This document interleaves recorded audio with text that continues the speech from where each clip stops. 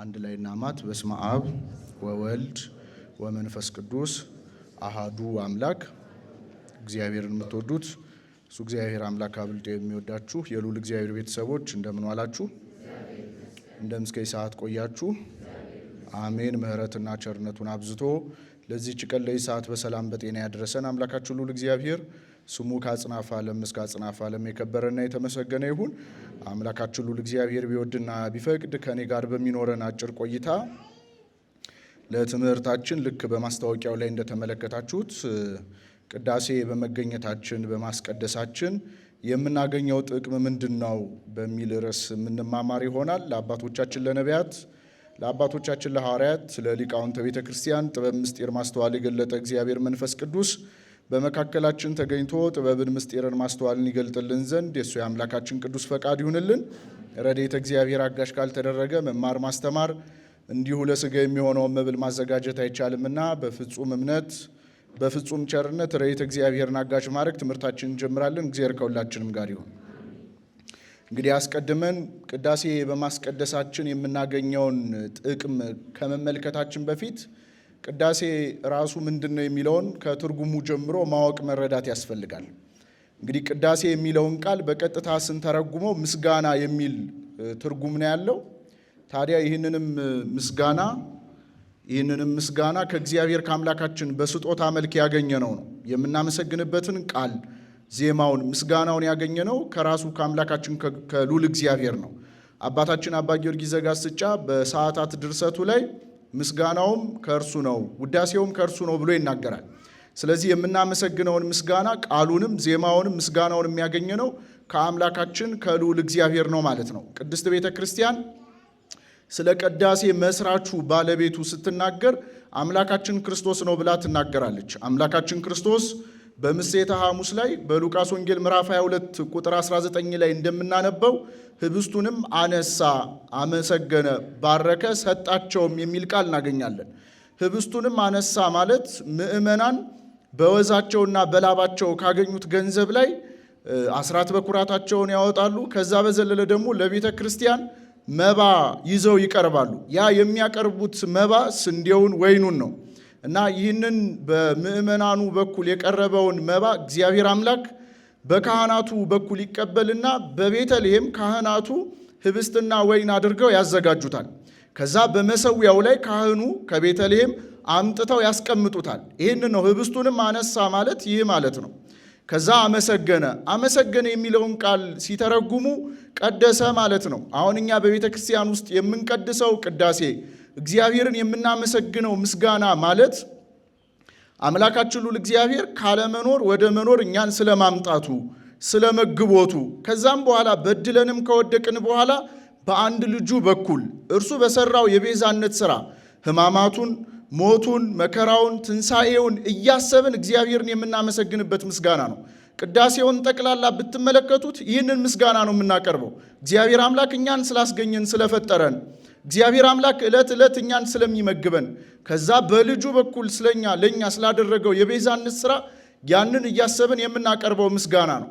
ከዛ ባረከም፣ ያ የቀረበውን በምዕመናን በኩል የቀረበውን መባውን ማለት ህብስቱና ወይኑን ወደ ራሱ ሥጋና ደምነት ይቀይረዋል። ከዛስ ከኛ የተቀበለውን ወደ እርሱ ሥጋና ደምነት የቀየረውን ደግሞ መልሶ ለኛ ይሰጠናል፣ ሰጣቸው እንዳለው።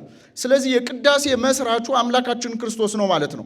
መቼ ነው የመሰረተው ከተባለ በምሴተ ሐሙስ ነው ማለት ነው። ስለዚህ አንድ ሰው ቅዳሴ ላይ ሲገኝ ልክ ሐዋርያት ክርስቶስን ከበውት እንደተቀመጡትኝ ከሐዋርያትና ከክርስቶስ ጋር በምሴተ ሐሙስ እንደመቀመጥ ነው። አምላካችን ክርስቶስ ልክ በዕለተ ዓርብ ተሰቅሎ እንደነበረው ያንን በቀራንዮ የተሰዋውን ክርስቶስን ቆሞ እንደማመስገን ያለ ምስጋና ነው ማለት ነው ቅዳሴያችን።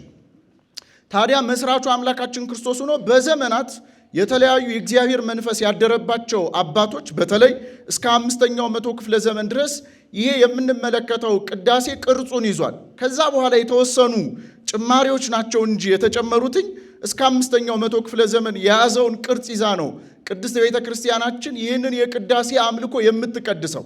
ታዲያ በዚህ ቅዳሴ ላይ ቤተ ክርስቲያን ምንድን ነው የምታደርገው ከተባለ ህብስቱና ወይኑን አማናዊ ወደሆነ ወደ ክርስቶስ ሥጋና ደምነት መቀየር ነው ዋናው ማዕከላዊ ዓላማ። ይሄ ብቻ አይደለም። አምላካችን ክርስቶስ በምድር ላይ ሲመላለስ በቃል ያስተማረውን ትምህርት፣ በተግባር የተገበረውን ተግባራት፣ ስራዎች በጠቅላላ ሕያው አድርጋ የምታሳየው በቅዳሴዋ ላይ ነው ቅድስት ቤተ ክርስቲያን። ለዛም ነው የምታመልከው አምልኮ አሁናዊ አምልኮ እውነታዊ ኩነት እንደሆነ አክቹዋል ኢቨንት እንደሆነ ለማሳየት ቤተ ክርስቲያን በአጥቢያ ውስጥ የምትሰራቸው ቤቶች ራሱ ያንን የሚያመለክቱ ናቸው። ክርስቶስ አምላካችን የት ነው የተወለደው? የት ነው የተወለደው? ቤተ ክርስቲያን ቤተልሔም አላት፣ ህብስቱና ወይኑን የምታዘጋጅበት። አምላካችን ክርስቶስ የት ነው የተጠመቀው? በዮርዳኖስ። ቤተ ክርስቲያን ዮርዳኖስ አላት። ዮርዳኖሷ የት ነው ከተባለ ጥምቀት ቤቱ ነው። በቅዳሴውም ላይ ቅዳሴው አሐዱ አብ ቅዱስ ብሎ ከመጀመሩ በፊት ካህናቱና ዲያቆናቱ ህብስቱና ወይኑን ወደ ቤተ መቅደሱ ይዘውት ይመጣሉ። ወደ ቤተ መቅደስ ይዘውት ከመጡ በኋላ ካህኑ መንጦላይቱ ተዘግቶ ስለሆነ ይህን ተግባር ስለማናየው ነው። ካህኑ ከዲያቆኑ ከተሸከመው መሶበ ወርቅ ውስጥ የህብስቱን ያወጣና እጁን ተናስቶ በርጥብ እጁ ሳይደርቅ ያንን ህብስት ብሎ ፊትህን እሻለሁ የሚለውን የዳዊትን መዝሙር እያለ በርጥብ እጁ ያንን ህብስት ያሻሸዋል። ይሄ የክርስቶስን ጥምቀት ለማሳየት ነው ካህኑ ይህንን የሚያደርገው። ከዛም በኋላ በቅዳሴው ላይ መንጦላይቱ ተከፍቶ ዲያቆኑ ስግዱ እስከሚልበት ጊዜ ድረስ ካህኑ ብቻውን ሆኖ የሚጸልየው ጸሎት አለ መንጦላይቱ ሳይከፈት። ይሄ የሚያሳየው አምላካችን ክርስቶስ ከተጠመቀ በኋላ ወዲያው ነው እንዴ ወደ አገልግሎት ሄደው ነው እንዴ? አይደለም አይደለ? 40 ቀንና 40 ሌሊት በገዳመ ቆሮንቶስ ገብቶ ብቻውን ጾሞ ጸልሏል። ያንን ለማሳየት ነው። ከዛም በኋላ መንጦላይቱ ከተከፈተ በኋላ የሚነበቡትን ምንባባት ለማንበብ ካህናቱና ዲያቆናቱ ባልወጡበት ደጃፍ እየገቡ የሚወጡበትና የሚገቡበት በር የተለያየ ነው። ይሄ የሚያሳየው አምላካችን ክርስቶስ እየተዘዋወረ አንድ ቦታ ቆሞ አንድ ቦታ ተቀምጦ ሳይሆን እየተዘዋወረ ወንጌልን ስለመስበኩ ቅድስት ቤተ ክርስቲያናችን በአምልኮ ውስጥ የምታሳየው ነው። አምላካችን ክርስቶስ በሥጋ ወራት እያለ ተአምራት አድርጓል። ቤተ ክርስቲያናችንም በቅዳሴ ውስጥ ተአምር ታደርጋለች። ለዛውም የሚበልጠውን ተአምር፣ ከሌሎቹ ተአምራት ጋር የማይወዳደረውን ተአምር፣ ህብስትና ወይኑን የአምላክ ሥጋና ደም አድርጎ መቀየር ከምናያቸው ከምንሰማቸው ተአምራት ሁሉ የበለጠው ተአምር ነው። ይህንን የምታደርገው በቅዳሴ ውስጥ ነው።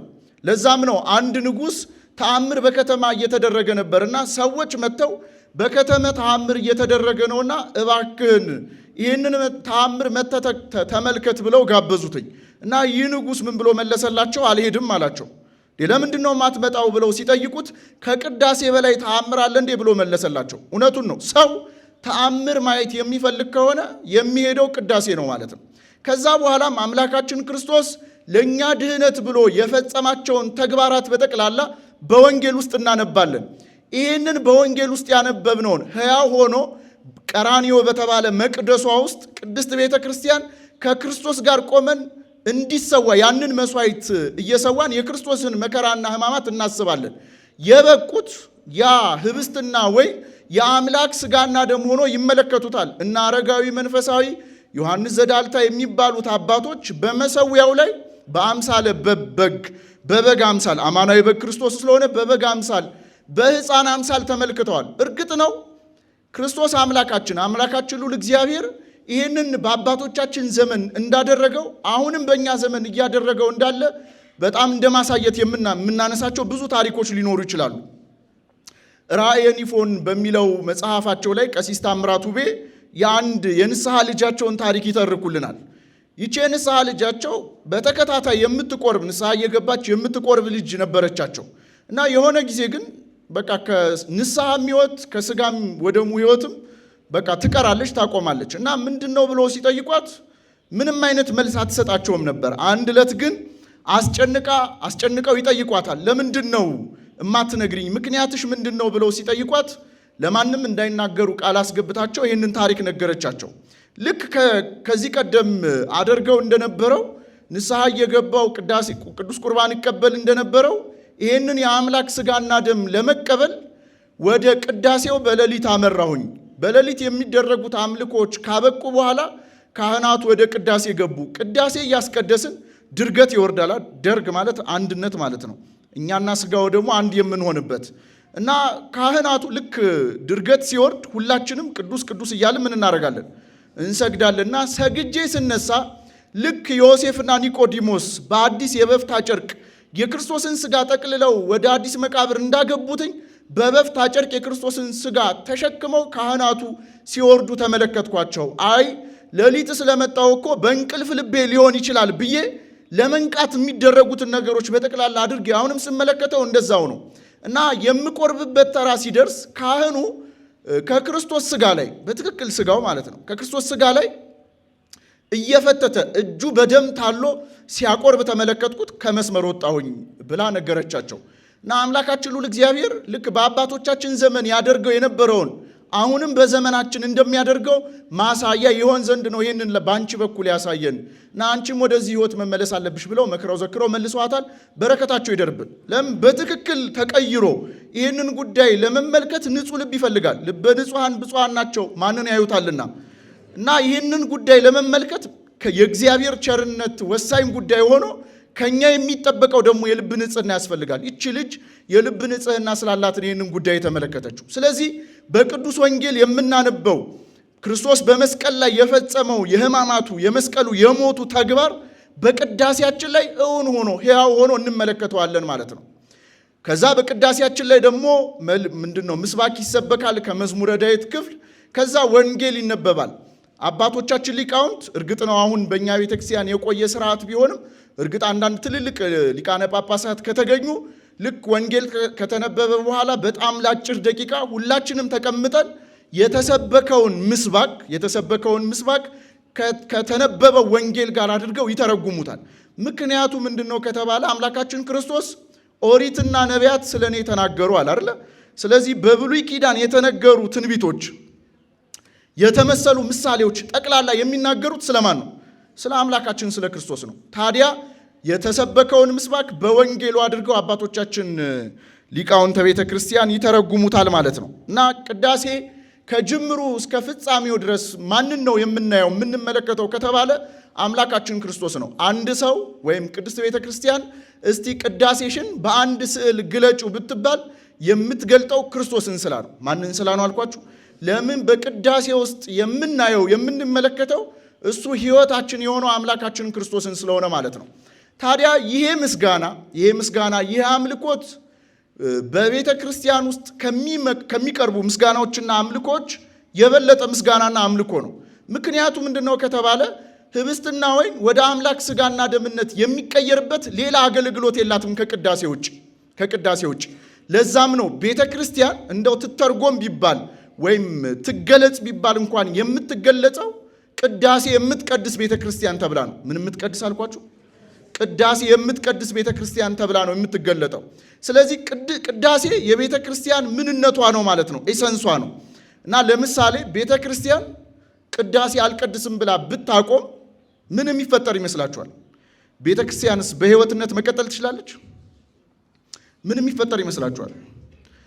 የመጀመሪያው መልሳችን አትችልም ነው። ምክንያቱ ምንድነው ከተባለ የቤተ ክርስቲያን ሕይወቷ ራሱ ቅዳሴው ነው ማለት ነው። እና ሌሎቹ በቤተ ክርስቲያን ውስጥ የምንፈጽማቸው አገልግሎቶች በጠቅላላ ሕይወት የሚኖራቸው በቅዳሴው በኩል ነው። እንዲህ ተሰብስበን የምንማረው የምንዘምረው፣ ሌሊት ማህሌት ካህናት የሚቆሙት፣ ሰዓታት የሚቆመው፣ ኪዳኑ፣ መስተብቋቱ፣ የቅዱስ ያሬድ ድርሳናት፣ እነዚህ ሁሉ የሚደረጉት ማለት በስትራክቸር ደረጃ ቤተክርስቲያን ተዋቅራ የተለያዩ ክፍላት ኖሯት ልክ ሰንበት ትምህርት ቤት ተመስርቶ ሌሎቹም እንደዚሁ እንደ ሰንበት ትምህርት ቤት ያሉ ክፍሎች ተመስርተው አገልግሎት የሚፈጽሙት ሕይወት የሆነ ቅዳሴ ስላላት ነው። ቅዳሴ ብታቆም ምንም ነገር ነው የሚያቆመው። በነገራችሁ ላይ ምስጢራተ ቤተክርስቲያን የቤተክርስቲያን ሕይወት የሆኑ እኛ ሕይወት የምናገኝባቸው ምስጢራት እንኳን ሕይወት አልባ ነው የሚሆኑት። ምክንያቱም የምስጢራት ሁሉ መካተቻውና መደምደሚያው ቅዳሴ ስለሆነ ቅዱስ ቁርባን ስለሆነ ያ ቅዱስ ቁርባን ደግሞ ወደ ቅዱስ ቁርባንነት አማናዊ ወደ ሆነው ወደ ክርስቶስ ስጋና ደምነት ለመቀየር ግዴታ ቅዳሴው ምን መደረግ አለበት? መቀደስ አለበት። ቅዳሴው መቀደስ አለበት። ለምሳሌ ክህነቱን ብንመለከተው ካህናት የሚሾሙበት ምክንያት ህብስትና ወይን አማናዊ ወደሆነ ወደ ክርስቶስ ሥጋና ደምነት ለመቀየር ነው። መስዋዕት ለመሰዋት ነው ክህነት ያስፈለገው። ጥምቀትንም ብንመለከተው የእግዚአብሔር ማደሪያዎች እንድንሆን እንደ ማዘጋጃነት ነው እንጂ ፍጻሜው አይደለም። ጥምቀቱ ቫሊድ የሚሆነው በትክክል የሚረጋገጠው በቅዱስ ሥጋውና በክቡር ደሙ ነው። ለምሳሌ እኛና መቅደሱ የእግዚአብሔር ማደሪያ የምንሆንበት መንገድ ተመሳሳይ ነው። ለምሳሌ አዲስ ሕንፃ ቤተ ክርስቲያን ከታነጸ በኋላ ሊቀ ጳጳሱ ይመጣና በገበቴ በዕቃ አድርጎ ጸበል በየአማዳቱ ይረጫል፣ እየዞረ ማለት ነው። የሚዜመውን እየተዜመ ከዛ በኋላ ልክ በገበታ ያለውን ጠበል ረጭቶ ከጨረሰ በኋላ ሜሮኑንና ጠበሉን ይደባልቅና በየአማዳቱ ያንን ሜሮን ይቀባል። ከዛ ይህ ከተደረገ በኋላ ካህናቱ ጽላቱን ተሸክመው ቤተ ክርስቲያኑን 3 ጊዜ ከዞሩት በኋላ ወደ መቅደሱ ይገባሉ። ከዛ በመንበሩ ላይ ያንን ጽላት ያስቀምጡታል። ያን ጊዜ መቅደሱ የእግዚአብሔር ማደሪያ ይሆናል። ሰምታችሁኛል? ልክ በተመሳሳይ ሁኔታ እኛም የእግዚአብሔር ማደሪያ የምንሆንበት መንገድ ይህ ነው። በጥምቀት የእግዚአብሔር ማደሪያ እንሆን ዘንድ ያዘጋጁናል ካህናቱ። ከዛ በኋላ በቅባ ሜሮን እንታተማለን፣ ሀብታተ መንፈስ ቅዱስ ያድሩብናል። ከዛ የክርስቶስን ሥጋና ደም ስንቀበል የማን ማደሪያዎች እንሆናለን? የእግዚአብሔር ማደሪያዎች እንሆናለን። ስለዚህ እኛና መቅደሱ የምንዘጋጅበትና የምንከብርበት መንገድ ራሱ ተመሳሳይ ሆኖ ነው የምናገኘው። ተክሊሉ ቢፈጸም በትክክል ጋብቻው የተቀደሰ ጋብቻ መሆኑ ማረጋገጫው የክርስቶስ ሥጋና ደም ነው። ክህነት እንኳን ተቀብለን ክህነታችን እውነተኛ ክህነት የሚሆነው የክርስቶስን ሥጋና ደም ስንቀበል ነው። ሌሎቹም እንደ ንስሐ ያሉትን ምስጢራት ብንመለከታቸው በቁርባን ነው ሕይወትነት የሚያገኙት። ብቻ ምን አለፋችሁ ምስጢረ ቁርባን ከሌለ የምንፈጽማቸው ምስጢራት በጠቅላላ ሕይወት አልባ ነው የሚሆኑት። ዋጋ አይኖራቸውም። እየሰማችሁ ነው? ምን አይኖራቸውም አልኳችሁ? ዋጋ አይኖራቸውም ማለት ነው። እና ለዛም ነው ቅዳሴው የቤተ ክርስቲያን እስትንፋስ ነው ብለን የምንናገርበት ምክንያት ማለት ነው። የትኛውም አገልግሎት ሊቆም ይችላል። እርግጥ ነው የሚያጎለው ነገር ቢኖርም ማለት ነው። የትኛውም አገልግሎት ልናቆመው እንችላለን። እዚህ አዳራሽ ውስጥ እየተሰበሰብን መማር መዘመሩን ሌሊትም ማህሌት የሚቆመው ሊቆም ይችላል። ነገር ግን ቅዳሴ ባቆመችበት ቅስበት ቤተ ክርስቲያኒቱ ሕይወት አይኖራትም። አይደለም ቀርቶ አሁን ላለንበት አገልግሎት እንኳን ሕይወት የምናገኘው ቅዳሴውን አስቀድሰን ነው። ምን የምናገኘው አልኳችሁ?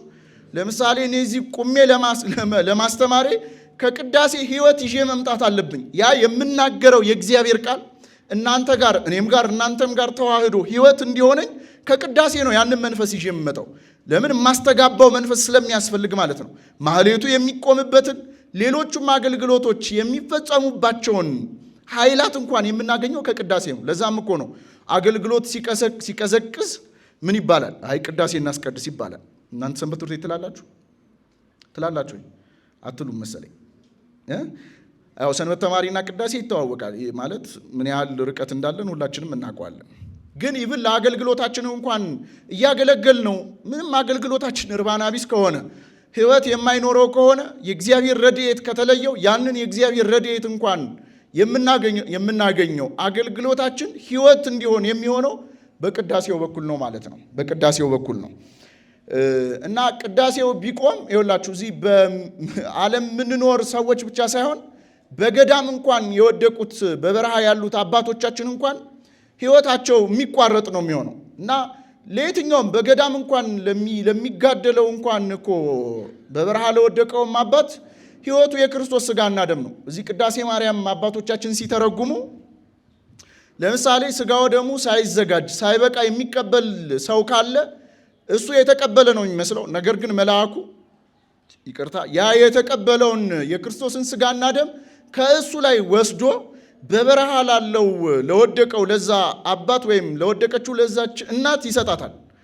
እና እኒህ ሁለት አካላት የሚወሰድበትም ከዛ የሚሰጠውም አካል ይህንን አያውቅም።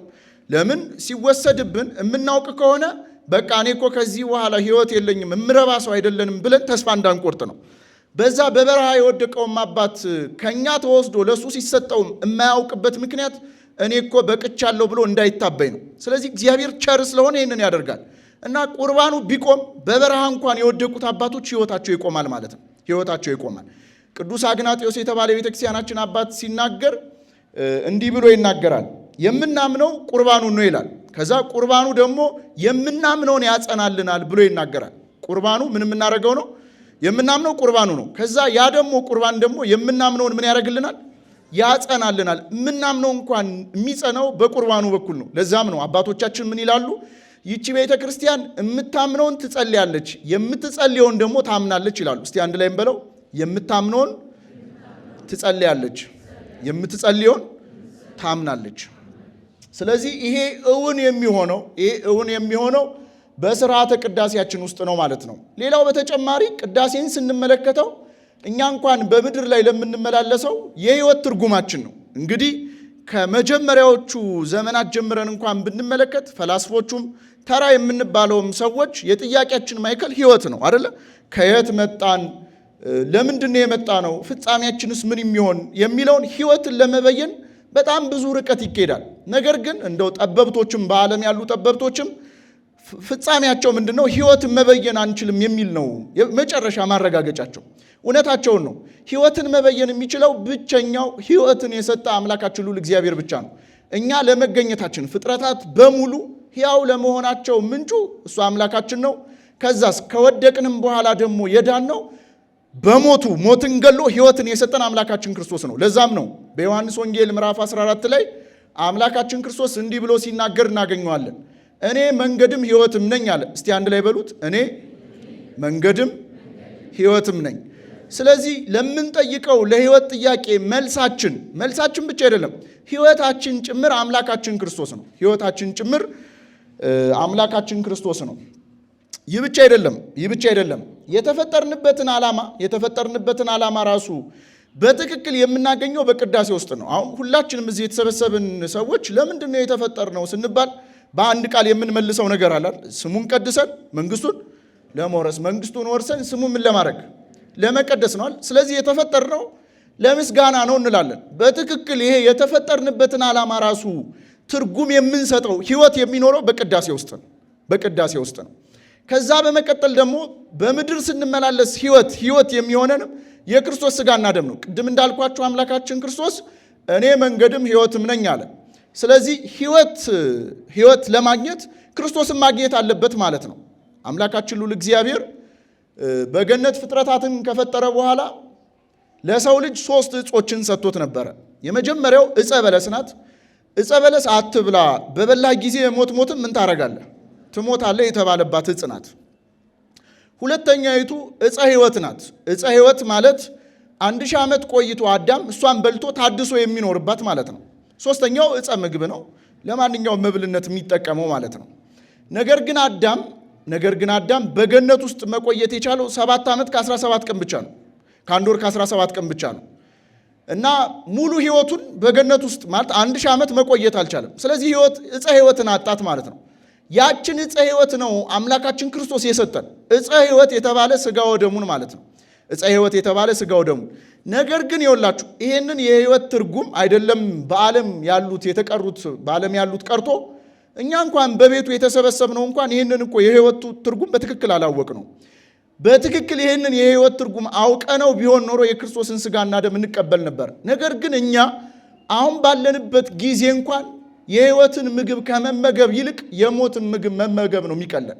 አንድ ሊቅ ምን ብለው ተናገሩ? ሰው የበላውን ነው የሚሆነው አሉ። እስቲ አንድ ላይ በሉት። ሰው የበላውን ነው የሚሆነው እና ይቅርታ እና ሰው የበላውን ነው የሚሆነው። እንደውም ወደ ጎጃም አካባቢ ትንሽ ቆንጆ ሰውነቱ ደልደል ያለ ሰው ሲያዩ እዩት እህሉ ማማሩ ይላሉ አሉ እና ስንዴው ማማሩ እና ትንሽ ያማረበት ሰው ካያችሁ በቃ እህሉ ማማሩ በሉ እና ለምክንያቱ ምንድነው ከተባለ ሰው የበላውን ስለሚሆን ማለት ነው። እኛ የምንበላው ደግሞ የሞተ ነው አይደለ? ለምሳሌ እንደው እኔ አትክልት ብቻ በልነኝ እንኳን ብንል አትክልቱ ወይ ተቆርጦ ወይ ተቀጥፎ ነው የምንበላው፣ ህይወቱነቱን አጥቶ ማለት ነው። እንደው እንስሳ ተመጋቢዎች ስጋ ተመጋቢዎችን ብንሆን እንስሳው ምን አድርጎ ነው በህይወት እያለ የምንመገበው ምግብ አለ እንዴ? የለም። ሁሉም የምንመገበው በስጋ ወገን የምንመገበው ሞቶ ነው የምንመገበው። ለዛም ነው በጣም ይቅርታ እና ለዛም ነው የምንመገበው ምግብ የሞተ ምግብ ስለሆነ እኛ የምንሞት ሆነናል። ነገር ግን ህይወት ለማግኘት በብቸኝነት መመገብ ያለብን ምግብ የክርስቶስ ስጋና ደም ነው። ይህንን የክርስቶስ ሥጋና ደም ሰው ከተመገበ ሕይወት ይኖረዋል ማለት ነው። እና እዚሁ ላይ እንኳን ጨምረን የምንመለከተው በዕለት ተዕለት የጸሎት ሕይወታችን ውስጥ ሁል ጊዜ የምንጸልየው አንድ ጸሎት አለ። የምንወደውም ጸሎት የዕለት እንጀራችንን ስጠን ዛሬ እንላለን። እና የዕለት እንጀራችንን ስጠን ዛሬ እንኳን የሚለው የሚተረጎመው ከሥጋው ደሙ ነው። የዕለት እንጀራችን የተባለ ጸሎት ነው። የዕለት እንጀራችን የተባለ ንስሐ ነው። የዕለት እንጀራችን የተባለ ሥጋው ደሙ ነው። ስለዚህ የዕለት እንጀራችንን ስጠን ብለን ለምንጸልየው ጸሎት ጭምር ትርጉም የሚያገኘው በሥርዓተ ቅዳሴ በአምላካችን በክርስቶስ በሥጋውና በደሙ በኩል ነው ማለት ነው። ታዲያ ይሄ ለእኛ ለሕይወታችን ትርጉም ለቤተ ክርስቲያን ምንነቷ ይሰንሷ የሆነው ቅዳሴ የቤተ ክርስቲያናችንን አሃዳዊነት ጭምር የሚያሳይ ነው። በምትጋደለው ቤተ ክርስቲያንና በድል በነሳችው ቤተ ክርስቲያን መካከል አንድነትና ኅብረት የሚፈጠረው በሥርዓተ ቅዳሴ ነው። በሥርዓተ ቅዳሴ ላይ ቤተ ክርስቲያን እውነተኛ ኅብረት፣ ቤተ ክርስቲያን ስንል እያንዳንዱ ክርስቲያን ቤተ ክርስቲያን ነው፣ ሕንፃው ቤተ ክርስቲያን ነው፣ ኅብረታችን ቤተ ክርስቲያን ነው ብለን እንናገራለን አይደለ? እና ኅብረታችን ቤተ ክርስቲያን ነው ብለን ለምንናገረው እንኳን የኅብረታችን እውነተኛ ቤተ ክርስቲያንነት የሚረጋገጠው በቅዳሴ ላይ ነው። በቅዳሴ ላይ ለኅብረቱ አማናዊነት ማዕከሉ የሆነው አምላካችን ልዑል እግዚአብሔር አምላካችን ክርስቶስ ይገኛል። ቅድም እንደነገርኳችሁ በብሉይ ኪዳኗ ቤተ ክርስቲያን እግዚአብሔር በፍቅርና በረድኤት ነበር ይገለጥ የነበረው። በሐዲስ ኪዳኗ ቤተ ክርስቲያን ግን ስንመጣ በአካል ነው የሚገኘው አምላካችን ልዑል እግዚአብሔር። አምላካችን በአካል ነው የሚገኘው። ለዛም ነው በቅዳሴያችን ላይ እኮ ቅዱስ ጎርጎርዮስ በሃይማኖተ አበው ላይ ሲናገር ምን ብሎ ተናገረ? እርሱ ራሱ መስዋዕት ነው አለ። ከዛ መስዋዕቱን የሚያቀርበው ካህኑም እሱ ነው አለና ከባህሪ አባቱ ከአብ ከባህሪ ሕይወቱ ከመንፈስ ቅዱስም ጋር ሆኖ መስዋዕቱን የሚቀበለው እሱ ራሱ አምላካችን ልዑል እግዚአብሔር ነው፣ እሱ አምላካችን ክርስቶስ ነው ብሎ ይናገራል። ስለዚህ ራሱ መስዋዕት ነው፣ ራሱ መስዋዕት አቅራቢ ነው። ከአባቱም ጋር ከመንፈስ ቅዱስም ጋር ሆኖ ያንን መስዋዕት የሚቀበለው እሱ አምላካችን ክርስቶስ ነው። በአካል ይገኛል ማለት ነው። በአካል ይገኛል። ይህ ብቻ አይደለም። ልክ ንጉሥ ባለበት ሰራዊቱ እንደሚገኙት የንጉሥ ሰራዊት የንጉሥ እግዚአብሔር ሰራዊት የሆኑት መላእክትም ይገኛሉ። ለዛም ነው በቅዳሴያችን ላይ ሰራዊተ መላእክቲሁ እያልን እናመሰግናለን። የመላእክቱን ምስጋና አብረን ከመላእክቱ ጋር የምናመሰግንበት ነው። ሶስተኛው እውነተኛ ኅብረታችንን የሚያረጋግጠው በአጸደ ነፍስ ያሉ ቅዱሳን ይገኛሉ። በየት ያሉ አልኳችሁ? በአጸደ ነፍስ ያሉ ቅዱሳን ይገኛሉ። ለዛም እኮ ነው ጸሎት እናቀርባለን አይደለ? ስለ እነዚህ አካላት እኮ ጸሎት እናቀርባለን ስማቸውን እየጠራን። ከዛ ስሙን ጠርቶ ሲያበቃ ካህኑ ምን ብሎ ነው የሚናገረው? ስማቸውን የጠራናቸውንም ያልጠራናቸውንም ከአዳም ጀምሮ እስካሁን ድረስ በበጎ ሕይወት አኗኗር ያለፉትን በአጸደ ነፍስ የሚገኙ ቅዱሳንን ስማቸውን እንጠራለን በቤተ ክርስቲያናችን። አራተኛ በቅዳሴው ላይ በአጸደ ሥጋ ያሉ ቅዱሳን እናገኛለን። ቅድስናቸውን ራሳቸውም ላያውቁት ይችላሉ። እግዚአብሔር አምላክ ስለ እነርሱ ብሎ ቅድስናቸውን የሰወረላቸው፣ ከዛ ራሳቸውም ቅድስናቸውንም ሊያውቁት ይችላሉ። ግዑሳን የተሰወሩ አባቶች በአጸደ ነፍስ የሌሉ በአጸደ ሥጋ ያሉ ገና ከዚህ ዓለም በሞት ያልተለዩ ቅዱሳን በቅዳሴ ውስጥ ይገኛሉ። አቡነ ያዕቆብ የሚባሉ ብፁዕ አባታችን አቡነ ቄርሎስ ስድስተኛ በነበሩበት ጊዜ ላይ የግብፅ ቤተ ክርስቲያን ጳጳስ የነበሩ አንድ ሊቀ ጳጳስ በጣም ከቅዳሴ ጋር ታሪካቸው ይነሳል እና ቅዳሴ ያስቀድሱ፣ ለሚፈጠሩ ችግሮች በጠቅላላ ቅዳሴ ያስቀድሱ ነው የሚሉት። ቅዳሴ በጣም ወዳድ ናቸው። አንድ ዕለት ካህኑ ቀድሶ ከጨረሰ በኋላ ምዕመናንን ሲያቆርብ አቁርቦ እየጨረሰ ሁለት ወንዶቹን ከዛ ሴቶቹን መጨረሻ ላይ አቁርቦ ከሴቶቹ ወገን ሁለት ሴቶች ብቻ ለመቁረብ ይዘጋጃሉ። አዘጋጅተው ቆሞ ነበረ እና ለነሱ የሚሆን ስጋውን አዘጋጅቶ ነበረ እና አንዷን አቁርቦ ሁለተኛዋን ለማቁረብ ዝቅ ሲል ጻሕሉ ባዶ ሆኖ ይመለከታል እና ይህ ካህን በጣም ደንግጦ ነጥቦብኝ ሊሆን ይችላል፣ ወርቆብኝ ሊሆን ይችላል ብሎ መሬት ላይ በጠቅላላ ፈለጉ፣ አጡት እና በጣም በመደናገጥ ወደ መቅደሱ ይገባና ብፁዕ አቡነ ያዕቆብን እንዲህ ብሎ ይጠይቃቸዋል። ማለት ያዘጋጀሁት የክርስቶስ ሥጋ ለሁሉ የሚበቃ ነበረ እና ሁለት የክርስቶስ ሥጋም እንደቀረኝ ተመልክቼ ነበረ። ነገር ግን አንዷን አቁርቢያት የመጨረሻዋን ላቆርብ ስል ዝቅ ብዬ ስመለከት ጻሕሉ ባዶ ሆነብኝ እና እዛ አካባቢ ነጥቦ ወርቆ ሊሆን ይችላል ብዬ ብፈልገውም አጣሁት ብሎ በጣም ተደናግጦ ይነግራቸዋል። እና እኒህ አባት ፈገግ ብለው ምን ብለው መለሱለት? ከስውራን መካከል መጥቶ የቆረበ አለ ብለው ነገሩት። ከነማን መካከል? ስለዚህ ቅዳሴው ላይ በአጸደ ስጋ ያሉ ቅድስናቸው እነሱም የሚያውቁት ግሁሳን የተሰወሩ አባቶቻችን የት ይገኛሉ? ቅዳሴው ላይ ይገኛሉ። አምስተኛውና የመጨረሻው እኛ ተነሳያን ኃጥአን አይደለም፣ ተነሳያን ኃጥአን ማለት እየወደቁ ኃጢአት እየሰሩ እየበደሉ ንስሐ የሚገቡ ኃጢአተኞች ይገኛሉ። ስለዚህ ይህ ህብረታችን አማናዊ ህብረት፣ እውነተኛ ህብረት ነው ማለት ነው እና ልክ ምድር እንደ አንድ ትልቅ መቅደስ ሆና እነዚህ አካላት በጠቅላላ ተሰብስበው አንድ ቅዳሴ የሚቀድሱበት ነው። ለምሳሌ ዛሬ ጧት እሑድ እዚህም ተቀድሷል። ከዛ ቦሌ ሚካኤልም አፍሪካ ህብረት ሚካኤልም ሁሉም በኢትዮጵያ የሚገኙ አብያተ ክርስቲያናት ላይ በዓለምም ሁሉ ተቀድሷል እና ሁላችንም ተሰብስበን እኛ ስለማናየው በስጋ አይን ስለታወርን ነው እንጂ ሁላችንም ተሰብስበን በአንድ ሰፊ መቅደስ ውስጥ አንድ መስዋዕት የክርስቶስን ስጋና ደም ነው እሱን እያመሰገንን የምንቀበለው። ለዛም ነው ይሄ ህብረት፣ ይሄ አማናዊ ህብረት በእኛ ህብረት ውስጥ እንዲገኝ ጸሎት እናቀርባለን። በእንተ ቅድሳት በሚባለው ጸሎት ውስጥ እግዚአብሔር አንድ ያደርገን ዘንድ እንማልዳለን እንላለን አይደለ? ማለት አንድ ስለምታደርግ ስጋ ወደሙ እግዚአብሔር በይቅርታው አንድ ያደርገን ዘንድ ስለ ሰላም እንማልዳለን እንላለን። እግዚአብሔር አምላክ በዛ በቅዱስ ቁርባኑ አማካኝነት ያንን በህብረቱ አማካኝነት ለእኛም እውነተኛውን ህብረት እንዲሰጠን በጸሎታችን እንለምናለን። ሀበነ በሚለው ጸሎታችንም ውስጥ ያንተ በሚሆን በመንፈስ ቅዱስ አንድ እንሆን ዘንድ ስጠን እንላለን። ከዛ በዚህ በቅዱስ ያዕቆብ ወልደ ነጎድጓድ በቅዱስ ዮሐንስ ወልደ ነጎድጓድ ቅዳሴ ላይ ደግሞ በተራራ የተበተነው ህብስት አንድ እንደሚሆን እንዲሁ እኛንም በሃይማኖት አንድ አድርገን ሰብስበን ብለን እንጸልያለን። በቅዳሴው ላይ ያንን አማናዊ ህብረት በእኛ ህብረት ውስጥ እንዲመጣ ማለት ነው። ያ አንድነት የእኛ አንድነት እንዲሆን እንደምታውቁት ፍጥረትነታችን ስላሴያዊ ፍጥረት ነው። እየሰማችሁ ነው? ስላሴያዊ ፍጥረት ነው። ስላሴያዊ ፍጥረት ማለት ስላሴ አንድ ሲሆኑ ስንት? ሶስት ሲሆኑ በብዙነት ውስጥ ያለ አንድነት፣ በአንድነት ውስጥ ያለ ብዙነት ነው አይደል?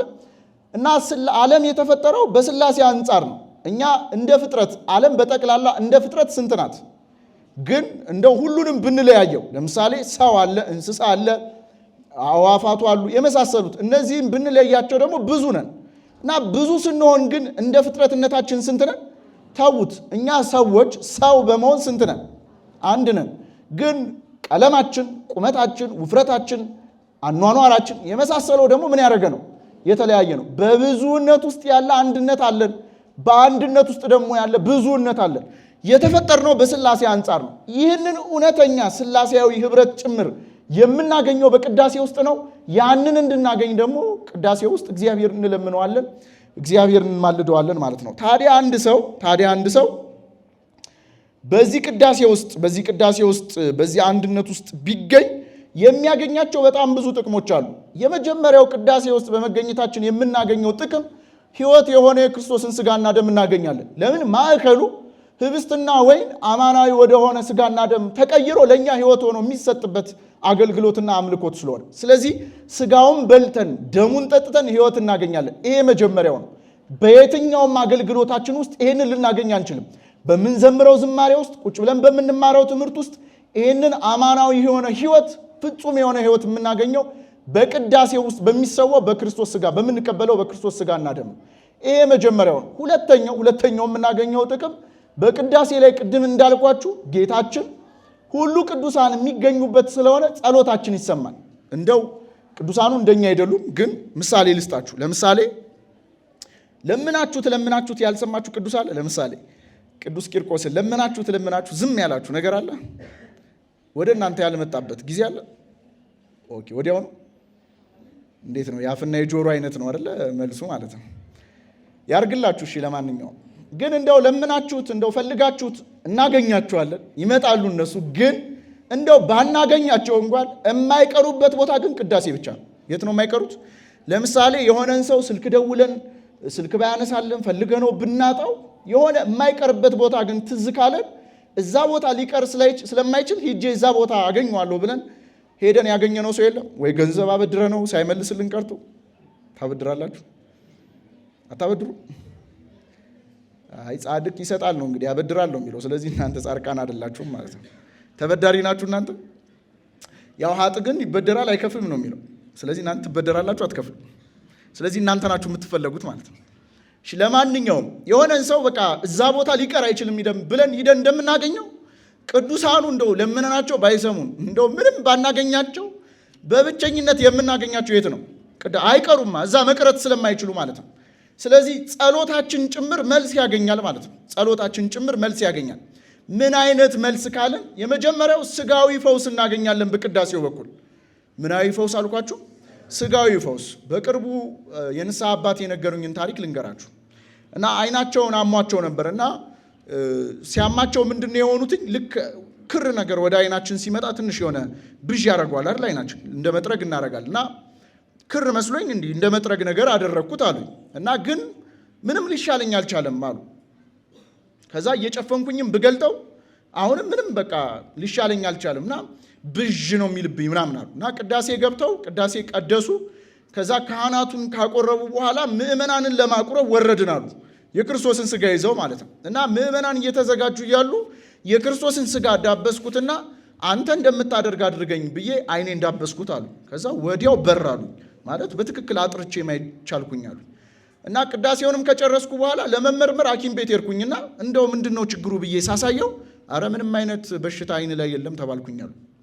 ይሄ በዚህ 4 ወር ውስጥ የተፈጸመ ታሪክ ነው የምነግራችሁ። ሁለተኛ ታሪክ ልጨምርላችሁ።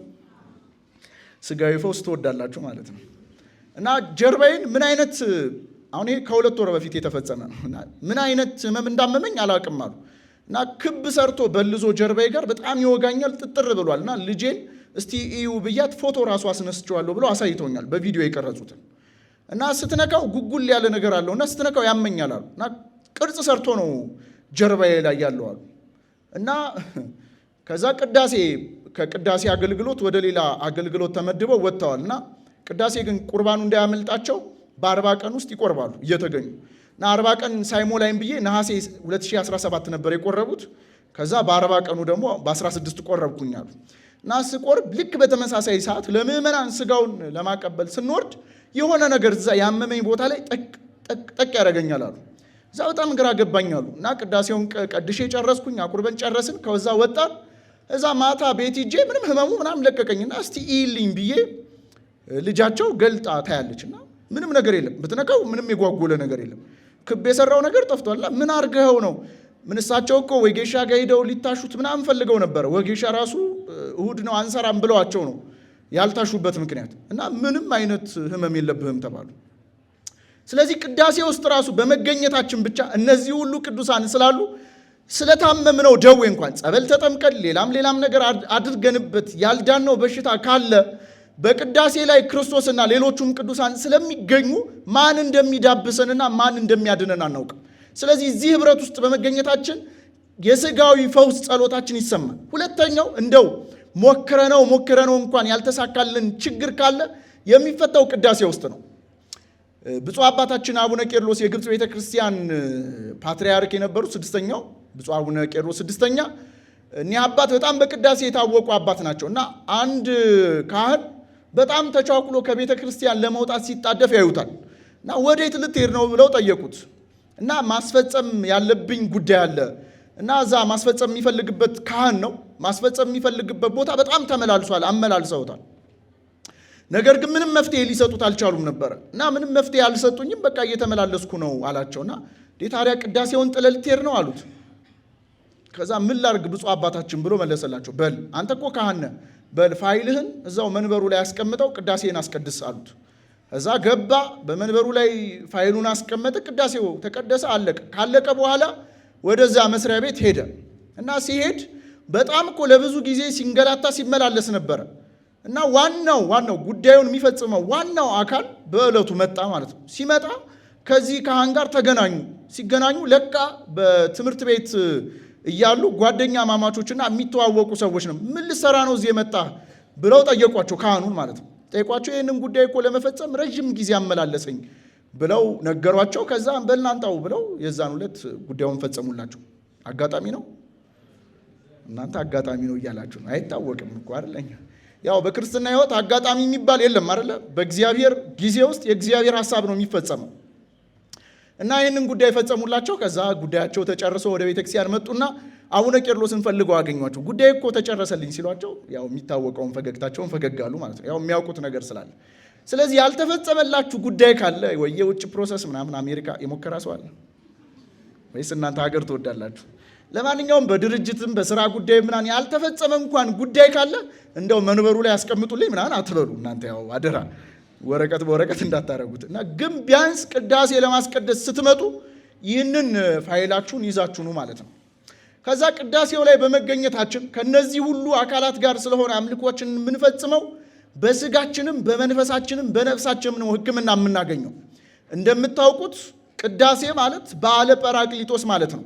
ለሐዋርያት መንፈስ ቅዱስ እንደወረደላቸው ዕለት ዕለት በቤተ ክርስቲያናችን መንፈስ ቅዱስ የሚወርደው በቅዳሴው ብቻ ነው። በቅዳሴው ብቻ ነው ስላችሁ በዋናነት ማለት ነው። በየ40 ቀኑ የተለየ ጸጋ ለመስጠት መንፈስ ቅዱስ ይወርዳል። ግን ዕለት ዕለት መንፈስ ቅዱስ የሚወርደው በቅዳሴው ነው። ያ መንፈስ ቅዱስ ደግሞ እንደምታውቁት በዘመናችን በጣም አቢዩስ ከተደረጉ ነገሮች መካከል የመንፈስ ቅዱስ አሰራርና የመንፈስ ቅዱስ ስጦታዎች ናቸው አይደል? የሆነ መንፈስ ምናምን የሚሉ ሰዎች የሉም? የሆነ ስፒሪት ምናምን ይላሉ አይደል ሰዎች? ያንን ከዛ የሆነ መንፈስ ቅዱስ ያደርጉታል። ከዛ ደግሞ ደስታ ምናምን ይላሉ። ያ የመንፈስ ቅዱስ ስጦታዎች ማለት ነው። በትክክል እውነተኛው የሆነውን የእግዚአብሔርን መንፈስ የምናገኝበት ለሐዋርያት እንደወረደው ለእኛም የሚሆነውና ያንን የመንፈስ ቅዱስን ስጦታ የምናገኘው በቅዳሴው ነው። በምኑ ነው አልኳችሁ? በቅዳሴው ነው። ስለዚህ ለዛም እኮ ነው ቤተ ክርስቲያን ይህንን የእግዚአብሔርን መንፈስ ስላገኘች የመንፈስም ስጦታዎቹ ስላሉ በቤተ ክርስቲያናችን ውስጥ እየጨረስኩ ነው። በቤተ ክርስቲያናችን ውስጥ ይሄ የመንፈስ ስጦታ ስላለ መከራ እየደረሰባት አማኞችም መከራ እየደረሰባቸው ከደስታና ከሐሴት ግን አይናጠቡ። እግዚአብሔርን ከማመስገን ደስ ከመሰኘትና ከሐሴት። ምክንያቱም የእግዚአብሔር መንፈስ ቅዱስ ስጦታዎች መካከል አንዱ ደስታ ነው። ያ ደስታ የሚነጠቅ ደስታ አይደለም። እኛ ደስታ ብለን የምናስበውና እግዚአብሔር የሚሰጠን ደስታ የተለያየ ነው። ለዛም እኮ ነው ጨንቋችሁ ከሆነ በጣም ጠቧችሁ ከሆነ መፍትሄ የምታገኙት ቅዳሴ ላይ ነው። እና ጨንቋችሁ ቅዳሴ ያስቀድሳችሁ ጭንቀታችሁ ለቋችሁ አያውቅም። ያ መንፈስ ቅዱስ የሚያነጻ ነው፣ የሚያጸና ነው፣ የሚያጠራ መንፈስ ነው። ስለዚህ ይህንን መንፈስ ዕለት ዕለት ወርዶ የምናገኘው በቅዳሴ ላይ ነው። ይህንን የመንፈስ ቅዱስ ሀብት ለማግኘት ቅዳሴውን እናስቀድስ። ለምሳሌ ሰው ኦንቶሎጂካሊ ስነ ኑባሪያዊ አይቀየርም አኗኗሩ። ለምሳሌ ስንጠመቅ እንታደሳለን አለ። አሁን የተጠመቀ ሰው በስጋዊ ፊዚካሊ ስታዩት ምንም የተቀየረ ነገር ላታዩበት ትችላላችሁ። ነገር ግን መጠመቁ መለወጡ የታደሰ እንደሆነ የምናየው በአኗኗር ውስጥ ነው፣ በሚኖረው በህይወት ውስጥ ነው። እና ቅዳሴም ስናስቀድስ ልክ በጥምቀት የምናገኘውን እናገኘዋለን። ያ የሚገለጠው እንዴት ነው ከተባለ በዕለት ተዕለት ህይወታችን ውስጥ በምናደርጋቸው በጎ ተግባራት በአኗኗራችን ውስጥ ነው ማለት ነው። ለዛም ነው የቤተ ክርስቲያን አባቶች ችግር ሲፈጠር ቤተ ክርስቲያን ውስጥ ተቋም ውስጥ ችግር ሲፈጠር ቅዳሴ እናስቀድስበት ነው የሚሉት። አሁን እኮ ሰንበት ትምህርት ቤት ላይ ችግሮች እኮ የማይፈቱበት ምክንያት እኮ ችግር ሲፈጠር ስብሰባ እንሰብሰብ ነው አይደል የምንለው፣ አዳር እንሰብሰብ ምናምን ነው የምንለው። አሁን ስብሰባ ችግር አለው እያልኳቸው አይደለም፣ ግን እናስቀድስበት ቢባል ይሄ በሰንበት ትምህርት ቤት ውስጥ የተፈጠረ ስንት ችግር ፈተን ነበር። አቡነ ቄርሎስ የሆነ ችግር ሲፈጠር ስብሰባ እንሰብሰብ ነበር የሚሉት፣ እንቀድስበት ነበር የሚሉት። የመጀመሪያው የኢትዮጵያ ፓትርያርክ የነበሩት ብፁዕ አባታችን አቡነ ባስልዮስ ቤተክርስቲያን ውስጥ ችግር ሲፈጠር ቤተክርስቲያንን የሚወጋ እሳቸውን የሚወጋ አካል ሲመጣ በነገርም በተለያየ ተግባር ምንድነው የሚያደርጉት? ቅዳሴ ላይ ተገኝተው ቅዳሴው ላይ ጸሎተ ዕጣን አለ አይደል? ጸሎተ ዕጣኑ ከደረሰ በኋላ ዕጣኑ ላይ እንባቸውን ያፈሱታል። ያ እንባቸው የፈሰሰበት ዕጣን በማይጠት በኩል ይታጠናል ማለት ነው። ጸሎታቸው ያደርጋል። ወዲያው መፍትሄ ያመጣ ነበር። ታዲያ ይህንን ሁሉ ነገር የምናገኝበት ቅዳሴ ለምንድን ነው እኛን ያልቀየረን ስንል የመጀመሪያው ቅዳሴው እንደሚለው ስለማናስቀድስ ነው። እመቦ ብእሲ የሚለው ጸሎት ላይ 3 ነገሮችን ያዛል አይደል? ቅዳሴው እስኪያልቅ ድረስ የማይቆይ ከዛስ ምንባባቱን የመጽሐፍቱን ምንባባት የማይሰማ ከስጋ ወደሙ የማይቀበል ሰው ከቤተ ክርስቲያን ይውጣ አይደለም ይሰደድ ነው የሚለው። እና አንዳንዶቻችን ቅዳሴ ማስቀደስ ግዴታ የማይመስለው ክርስቲያን እየተፈጠረ ነው። ማለት መብቴ እኮ ነው ባላስቀድስ ምን ችግር አለው? ሰንበት ተማሪም እንደዛ እየገጠመን ነው። ከዛ ቅዳሴያቱ ላይም ተገኝተን የቅዳሴያቱን ምንባባት አንሰማም።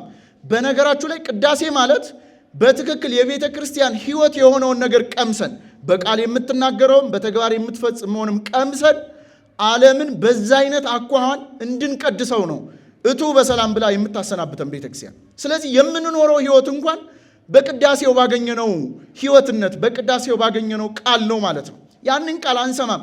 ተሰጥኦ እንኳን እኮ ስለማንመልስ እኮ የኛን ቦታ እኮ ካህኑ እየተካ እኮ የሚመልስበት እኮ ጊዜ እኮ አለ። ቅዱስ ቁርባን አንቀበልም። ልክ ቅዱስ ቁርባን እኮ ቅዳሴ ላይ ተገኝቶ አለመቀበል ማለት ሰርግ ቤት ሄዳችሁ በቃ ሙሽራውን ካየኝ ይበቃል ብላችሁ ትመለሳላችሁ። እንደውም እኮ ሰርግ ቤት ላይ ሁላችንም በጉጉት የምንጠብቀው ፕሮግራም ምንድን ነው? የማዕድ አይደለም። አይመጡም እንዴ የምንለው እኮ እነሱን ለማጀብ ነው እንዴ? እና ሰርግ ቤት ተገኝቶ ልክ ሳይበሉ እንደመውጣት ነው ቅዳሴ አስቀድሶ ቅዱስ ቁርባን አለመቀበል። እና እንደውም በቅዳሴ ሰዓት ላይ የምንገኝ ሰዎች እችን ብቻ ብዬ ትምህርቴን አበቃለሁ። ክርስቶስ በስጋዊ ወራት እያለ ይከተሉት የነበሩት ሰዎች በብዙ ክፍል ይከፈላሉ። የመጀመሪያው ስጋዊ መብል አበርክቶ እህል አበርክቶ ያበላ ስለነበረ ያንን ስጋዊ መብል ለመብላት ይከተሉ የነበሩ ሰዎች ነበሩ። እና እኛም ልክ ለስጋዊ ፍላጎታችን ለስጋዊ ጥቅማችን ብቻ የምንመጣ ሰዎች አሉ። ቅዳሴ ላይ የሆነ ነገር ለምንን ለመሄድ። ሁለተኛው ውበት አይተው የሚመጡ ሰዎች ክርስቶስን ምንድነው ላህዩ ይሴኒ እሙሉ ደጓ ለመያው ይላል አይደል? በአምላክ ዳዊት ገጹ ከሰው ልጆች ሁሉ ይልቅ ምን ያደረገ ነበር?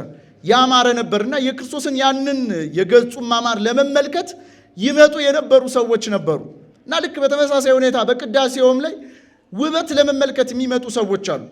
ቅዱሳት ስዕላቱን የቤተ ክርስቲያንን አጠቃላይ ይሄ አሰራሯንና በውስጥ ያለውን ነገር ለመመልከት ብቻ ውበቷን ለማየት የሚመጣ ሰው አለ። እንደውም በ10ኛው መቶ ክፍለ ዘመን ቭላዲሚር የሚባል የራሽያ መስፍን አጠቃላይ ኦፊሻል የሀገሩ ሃይማኖት ለማድረግ ብዙ ሃይማኖቶች ጥያቄ አቅርበው ነበር እና ሰዎችን መድቦ የተለያየ ቤተ አምልኮ ያላቸውን ተቋማት እንዲያጠኑና ከዛ በኋላ እነሱ ባመጡት ፊድባክ መሰረት አጠቃላይ ኦፊሻል እምነት ለማድረግ ማለት ነው። እና የተላኩት ልኡካን ሲናገሩ ምንድን ነው ያሉት? ወደ የሚያመልኩበት ቤተ መቅደስ ይዘውን ገቡ እና ቤተ መቅደሱ አጊያ ሶፊያ ነበረ። ከዛ ወደ ውስጥ ከገባን በኋላ በምድር እንሆን በሰማይ እንሆን አላወቅንም ነበረ።